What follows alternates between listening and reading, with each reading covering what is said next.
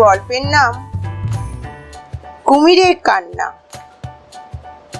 একদিন সকালে রাজ্যে এক অদ্ভুত গুজব ছড়িয়ে পড়ল, রাজপ্রাসাদে দিঘিতে নাকি এক কুমির এসেছে, আর সেই কুমির মানুষের ভাষায় কথা বলে। এই খবর শুনে চারিদিকে হুলস্থুল পড়ে গেল।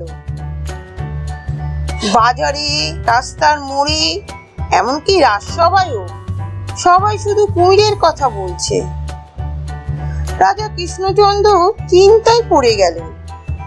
তিনি বললেন, যদি সত্যি কুমির কথা বলে তবে তো সেটি ঈশ্বরের বার্তা বহন করছে।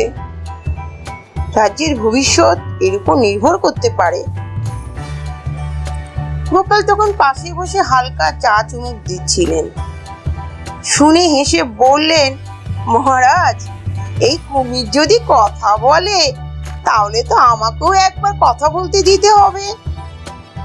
রাজা বললেন, তুমি নিজেই দেখে এসো, কাল সকালে দিঘির পাড়ে যাবে। পরদিন সকালে গোপাল গেলেন দিঘির পাড়ে। সত্যি দিঘির মাঝখানে একটা কুমির অর্ধেক শরীর তুলে বসে আছে। লোকজন ভয়ে দূরে দূরে। গোপাল বললেন, কুমির মশাই, কিছু বলবেন? হঠাৎ এক গলার আওয়াজ এলো, রাজা কৃষ্ণচন্দ্র অত্যন্ত অন্যায় করেছেন। লোকে আঁতকে উঠল। গোপাল তখন ঠোঁটে মুচকি হাসি ফুটিয়ে বললেন, এই কুমির তো চমৎকার নাট্যশিল্পী। তিনি বললেন, সবাই চুপ করুন, আমি এখন জলাধারের নিচে নামছি। যদি কথার উৎস খুঁজে না পাই তবে আজকের পর থেকে আমি নিজেকেই গাধা বলবো। গোপাল দিঘির ধার দিয়ে জলে নেমে নামলেন। কিছুক্ষণ বাদে তিনি বেরিয়ে এলেন, হাতে একটি বাঁশের নল ও একখণ্ড কাপড়। তিনি বললেন, মহারাজ, কুমিরটি কথা বলেনি। কুমিরের পেটের নিচে বাঁশ ঢুকিয়ে পেছনে গায়ের এক জোকার লুকিয়ে থেকে কথাগুলো বলছিল। তার কণ্ঠস্বর ছিল কুমিরের মুখোশটা।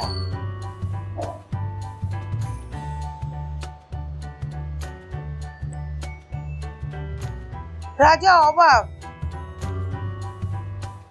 কে এই ব্যক্তি? এক গায়ের ঠক, নাম পরাণ মল্লিক। নিজের ভবিষ্যৎবাণী দিয়ে লোক ঠকানোর খেলায় অভ্যস্ত। সে ভেবেছিল রাজাকে ঠকিয়ে রাজদরবারে ঢুকবে। গোপালের তীক্ষ্ণ চোখে ধরা পড়ে গেল।